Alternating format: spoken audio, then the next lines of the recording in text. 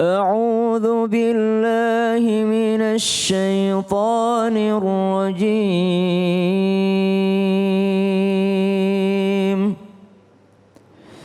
بسم الله الرحمن الرحيم.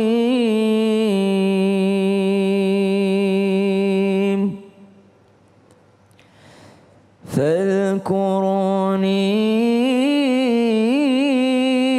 أذكركم واشكروا لي ولا تكفرون.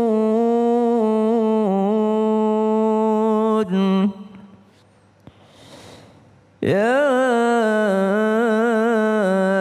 أيها الذين آمنوا استعينوا بالصبر والصلاة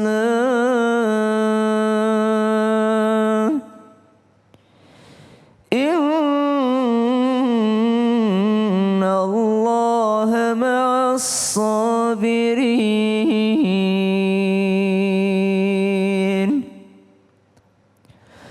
ولا تقولوا لمن يقتل في سبيل الله أموات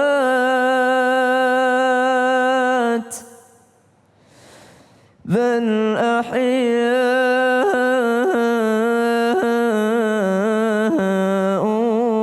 ولكن لا تشعرون.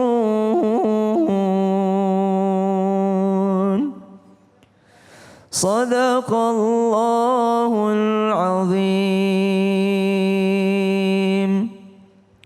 Al-Quran Surah Al-Baqarah ayat 152, 153 serta ayat 154, di mana Allah Subhanahu wa taala memberikan kita modal yang sangat luar biasa. Modal hidup kita itu adalah sabar dan salat. Modal kita meminta kepada Allah itu adalah sabar dan salat. Kata Allah di ayat sebelumnya, "Udzkuruni adzkurkum." Ingatlah padaku, aku akan mengingat pada kalian. "Washkuruli wala takfurun." Dan bersyukurlah kepadaku dan jangan engkau berbuat ingkar. Jangan engkau berbuat kufur. Maka Allah katakan bagaimana cara mengingat Allah? Salah satu cara mengingat Allah adalah dengan ista'inu bis sabri wassalah. Ada yang sangat menarik ketika seseorang salat. Ketika seseorang salat, maka ada sebuah kisah tentang ulama yang ditanya, "Wahai wali Allah, jikalau engkau disuruh memilih antara surga dan mendirikan salat, yang mana yang engkau pilih?" Maka ulama ini menjawab, "Jikalau saya disuruh memilih antara diberikan jannah atau diberi kesempatan untuk sholat lagi, maka saya akan memilih untuk sholat lagi." Loh, padahal Allah sudah memberikan surga kepadamu, kok kamu memilih untuk sholat dibandingkan surga? Maka kata orang ini, maka kata wali Allah ini, jikalau saya memilih surga, berarti saya memilih untuk nafsu saya. Saya menginginkan makan enak, saya menginginkan tidur enak, saya ingin istirahat dengan nyenyak, saya ingin menikmati semuanya di dalam surga. Berarti itu keinginan nafsu saya. Tapi ketika saya meminta untuk sholat, itu bentuk pengagungan saya kepada Allah Subhanahu wa taala, bentuk pengabdian saya kepada Allah Subhanahu wa taala. Betapa indahnya ketika seseorang sudah memaknai yang namanya sholatnya. Innas salata tanha 'anil fahsya'i wal munkar.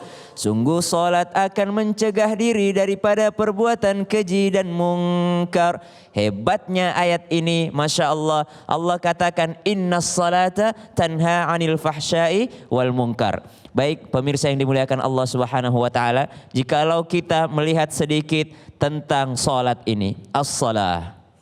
As-salah. Ya, as-salah. Ketika kita membaca innas salata tanha 'anil fahsya'i wal munkar, kadangkala orang fokus kepada salatnya, padahal di ayat sebelumnya Allah katakan utlu ma uhiya ilaika minal kitab. Utlu ma uhiya ilaika minal kitab. Allah katakan pelajari, tilawah, engkau maknai salatmu, baru setelah itu wa aqimis shalah. Baru setelah itu dirikan salat. Berapa banyak orang yang mengatakan, saya tidak bisa menikmati sholat saya cuma tinggal gerakan saja. Kenapa? Karena dia tidak memaknai sholatnya. Padahal keinginan Allah, utslu ma uhiya ilaika minal kitab. Ambil pelajaran daripada kitab, ambil pelajaran daripada Al-Quran. Maknai sholatmu, baru engkau mendirikan wa aqimis shalah. Barulah dari sholat itu adalah mencegah daripada perbuatan keji dan mungkar. Karena ada orang yang mengatakan, ada kok tetangga saya sholat jalan maksiat terus, gimana STMJ, sholat terus maksiat jalan, sholatnya jalan juga, maksiatnya juga tetap jalan. Kenapa? Karena dia tidak memaknai sholatnya. Apa makna daripada sholat? Ketika orang bertakbir, Allahu Akbar, aku punya Allah yang maha besar, seberapa besar hutangku lebih besar Allah. Allahu Akbar, aku punya Allah yang maha besar, seberapa besar masalahku masih lebih besar Allah. Allahu Akbar, aku punya Allah yang maha besar, seberapa besar pun kesusahan, kesulitan yang aku alami di kehidupan ini, maka aku punya Allah yang lebih besar. Ada suatu hadis baginda Nabi Muhammad SAW, hadis qudsi, qasamtus shalah baini wa baina abdi nisfain. Aku membagi dua antara salat itu, antara diriku dan hambaku. Idza qala al-abdu, kita dalam salat itu rukunnya apa? Salah satunya adalah Al-Fatihah. Idza qala al-'abdu alhamdulillahi rabbil alamin. Maka apa jawaban Allah? Ternyata Allah menjawab, hamidani abdi, hambaku sedang memujiku. Ketika seorang hamba membaca Ar-Rahmanir Rahim, Masya Allah. Ketika seorang hamba membaca, maka ketika itu pula Allah menjawab, Athna alayya abdi, hambaku sedang menyanjungku. Ketika seorang hamba membaca, Maliki yaumiddin, ketika seorang hamba membaca, hanya engkau ya Allah menguasai hari pembalasan, maka Allah menjawab, Majjadani abdi, hambaku sedang mengagungkanku. Maka ketika seorang hamba membaca, Iyyaka na'budu wa iyyaka nasta'in, barulah Allah jawab, Hadza baini wa baina abdi, sekarang waktunya aku dan hambaku, wali abdi ma sa'ala, dan apapun yang dimohonkan oleh hambaku, maka aku akan mengabulkannya. Maka ketika Allah Subhanahu wa taala menjelaskan utlu ma uhiya ilaika minal kitab, pelajarilah Al-Qur'an, pelajari apa yang kau baca, baru setelah itu aqimis shalah. Banyak yang tidak bisa memaknai salatnya. Alhamdulillahirabbil alamin, dia tidak tahu artinya. Ar-Rahmanir Rahim, dia tidak tahu artinya. Bahkan begini, kalau ada masjid lalu ditutup orang salat Jumat, lalu kita mengatakan yang boleh keluar dari salat Jumat ini hanya yang tahu artinya sami Allahu liman hamidah. Kira-kira berapa orang yang keluar dari masjid? Banyak banget. Kalau ditanya, yang boleh keluar dari masjid hanya yang tahu artinya sami Allahu liman hamidah. Maka sangat penting untuk mempelajari atau memaknai atau memahami apa isi daripada salat itu sendiri. Sekarang pertanyaannya, banyak rumor-rumor kiamat mau datang. Banyak rumor yang mengatakan sebentar lagi dunia akan berakhir.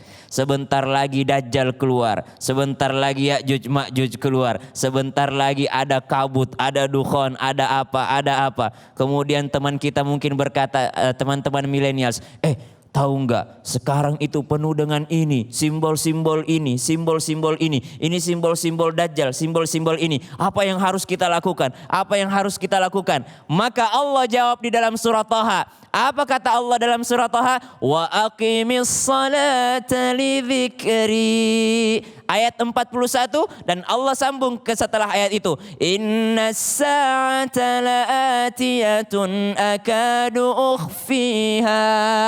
Allah sandingkan as-salah dengan apa? Dengan innas sa'ah, as-sa'ah. Oh, Allah sambungkan kiamat dengan salat.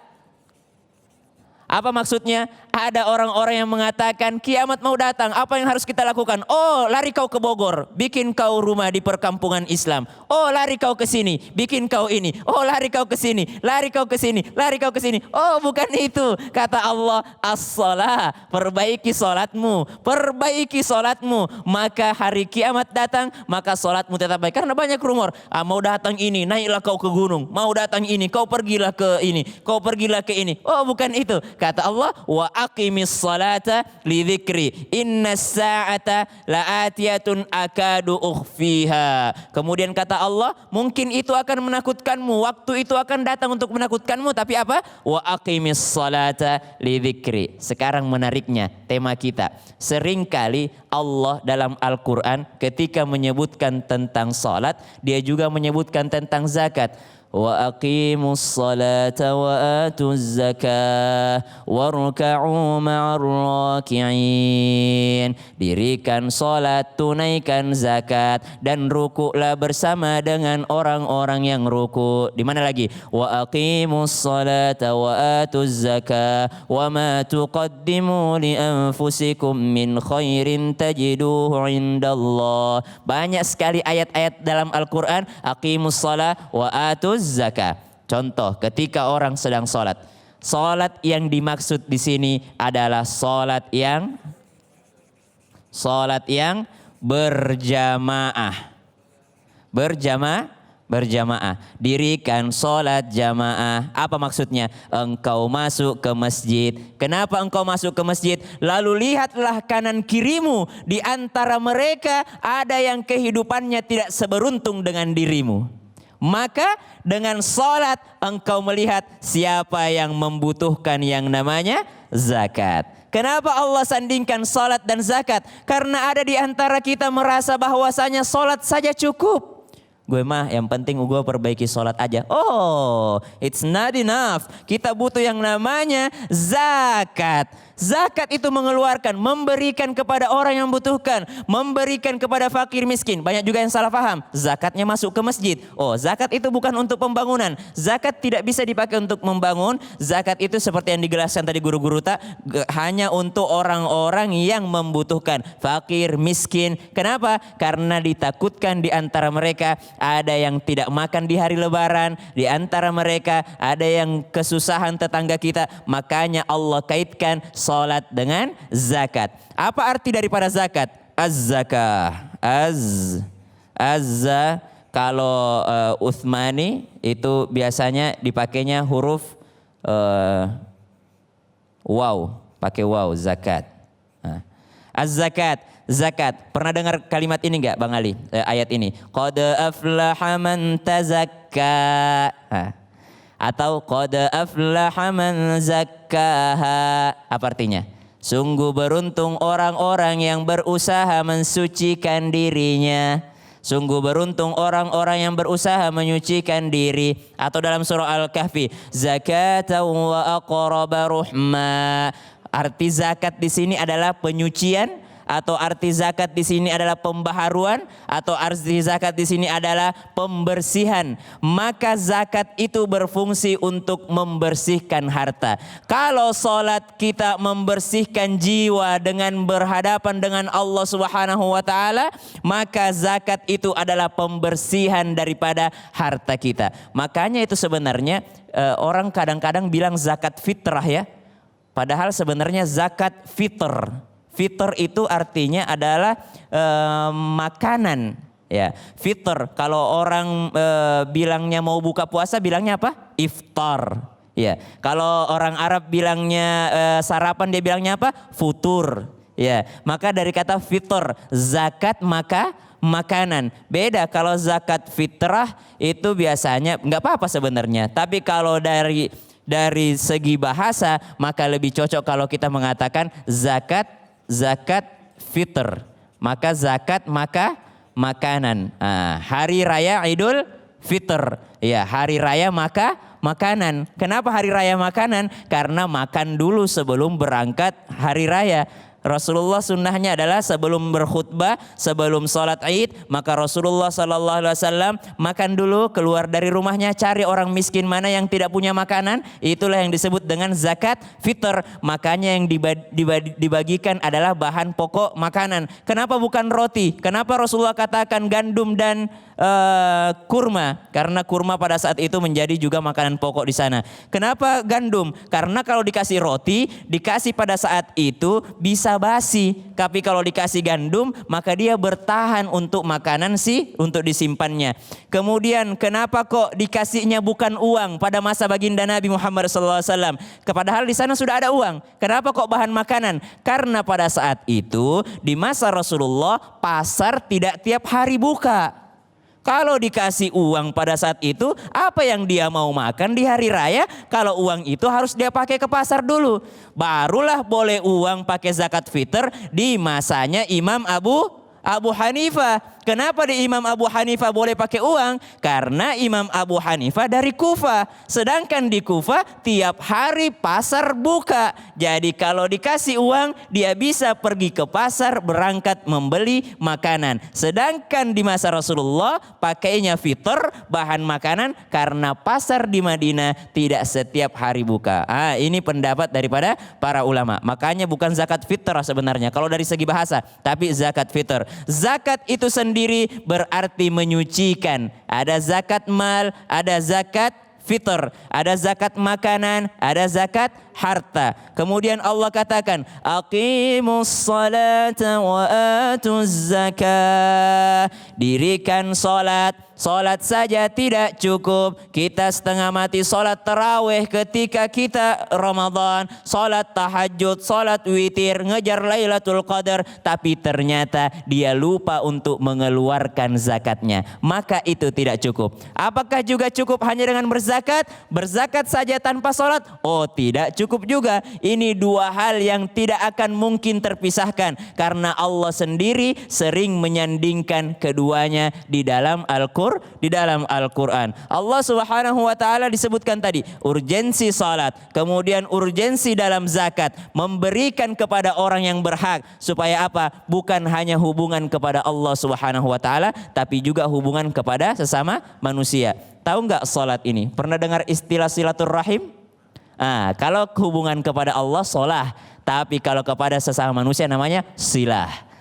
Maka dari salat saja Allah sudah mengajarkan kita untuk hubungan kepada manusia. Setelah itu Allah ajarkan kita cara menyucikan diri, cara menyucikan harta dengan cara apa? Dengan cara memberikan zakat kepada orang yang membutuhkan, kepada orang yang sudah ditentukan dalam Al-Quran juga. Ya. Masya Allah, luar biasa ya, lengkap sudah ilmu yang kita dapatkan ya.